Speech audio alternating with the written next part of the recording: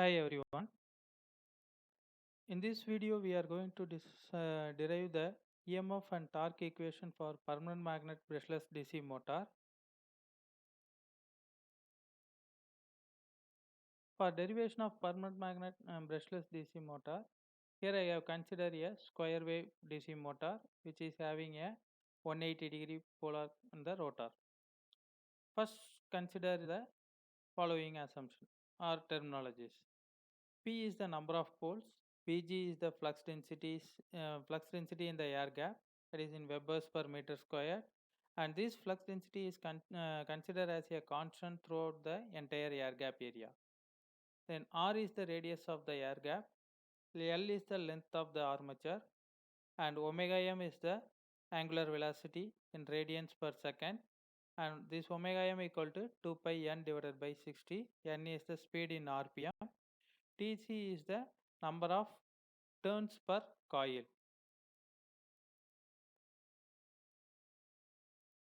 For this derivation, here I have considered this type of brushless DC motor, which consists of two poles in the rotor circuit, that is which is a permanent magnet. So I have a 180-degree north pole and 180-degree south pole, and the stator consists of 12 slots and three-phase winding, and these 12 slots, three-phase winding will occupy the two slots per pole per phase.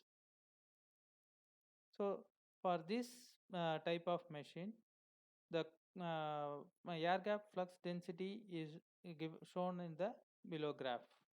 So when the rotor start rotating, the air gap flux density is changing every 180 degree for this two pole machine. If it is a more than two pole, so here I have shown the generalized terms, that is 2 pi by p. Since I have considered two poles here, 2 pi by 2, that is pi. So 0 to pi. 0 to pi, it is 180 degree. So for this 180 degree, it is in positive direction. After 180 degree, the particular position is coming under the south pole. So direction of the flux density is changing.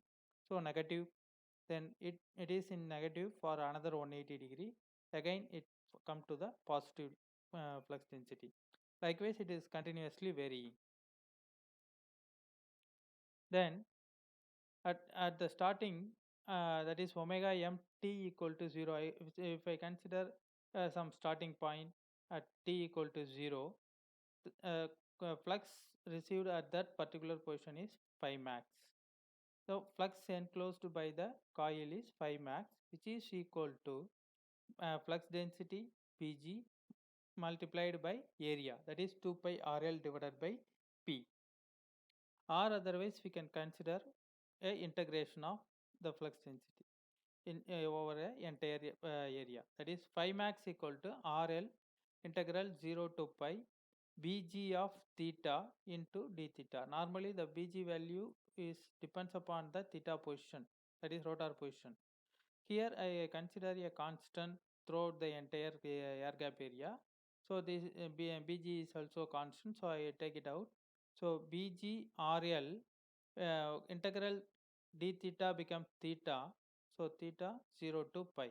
When you substitute the limit, Bg equal to RL pi. So this is the maximum flux phi max. At again at omega mt equal to 0, the flux linkage can be calculated. The flux linkage is nothing but flux multiplied by number of turns or number of turns in the coil. So lambda max equal to Bg into 2 pi RL divided by P into Tc, which is the unit of this flux linkage is Weber's turns. Now I consider that the rotor is rotating in the counterclockwise direction. After 90-degree rotation of this rotor, the flux enclosed by the coil is become 0, and therefore the flux linkage is also become 0. So the flux linkage of the coil varies with the rotor position theta. The flux linkage of the coil changes from the maximum value, that is Bg 2 pi RL divided by P into Tc to 0. For this, it takes the time t equal to 0 to t equal to pi by P omega m.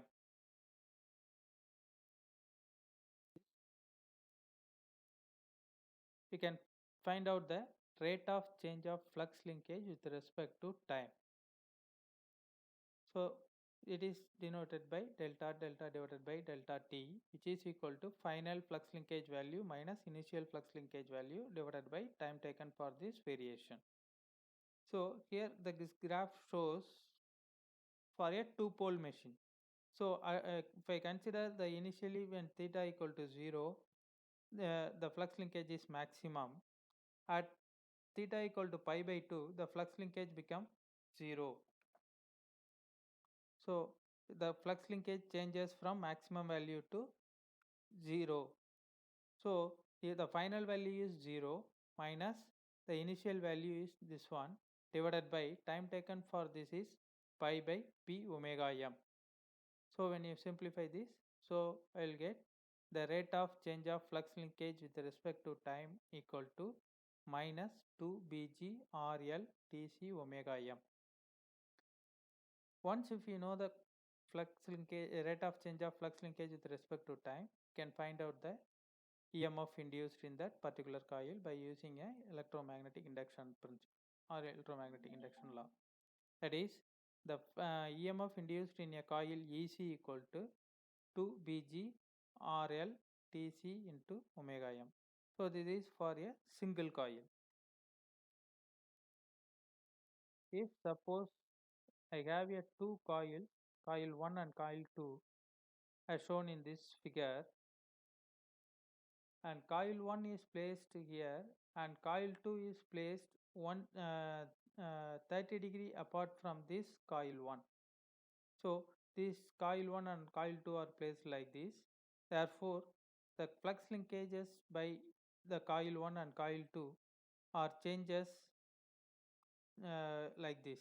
See here, the in this graph, the continuous line shows the flux linkages by the coil 1 and this dotted line shows the flux linkage by the coil 2. So the EMF induced in the coil 1 is EC1, which is shown here, and the EMF induced by the coil 2 EC2 is shown here. See the difference. EC1 starts at 0 whereas EC2 starts after 30 degree from the 0 position because the coil is displaced from the first coil that is by 30 degree. That is why there is a difference. So suppose if these two coils are considered as connected in series, then the total phase voltage generated is equal to sum of the individual voltages, that is EC equal to EC1 plus EC2. When I add these two, I will be getting a Cauchy square waveform like this. Okay, so this is the total phase voltage generated, and to achieve this operation we need to have the proper rotor position as well as excitation pulses for the power converter circuit. So this excitation of this power converter is shown here. This is already discussed.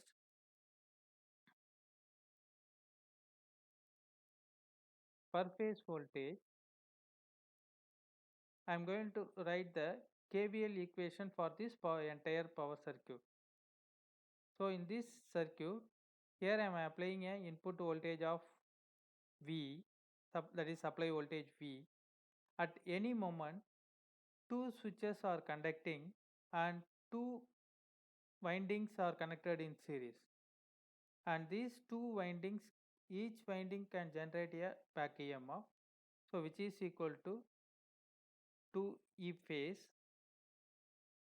By applying this KVL to this entire power circuit, the V is the input supply voltage and two phase windings are producing a back EMF, that is 2E phase, and these two phase windings are connected in series. So the resistance of two winding is equal to 2 R phase multiplied by current will give you the voltage drop across the uh, two phase windings. And this 2 VD is nothing but VDD is the switching voltage drop. There are two switches, no? The drop across these two switches is 2 VDD. Therefore, the total KVL equation becomes V equal to 2 E phase plus 2 I R phase plus 2 VDD. In this equation, most of the time we neglect this VDD because it is very less or negligible amount. So most of the time we neglected this voltage drop across the switch. So when you neglect this, the current equation become current equal to P into 2 minus 2 E phase divided by 2 R phase. So this is that's all about the voltage equation of permanent magnet brushless DC motor. Power loss in the switches, and from this we can Vg RL T phase I, which is equal to KT into I. So this is the torque equation of the permanent magnet brushless motor. Thank you.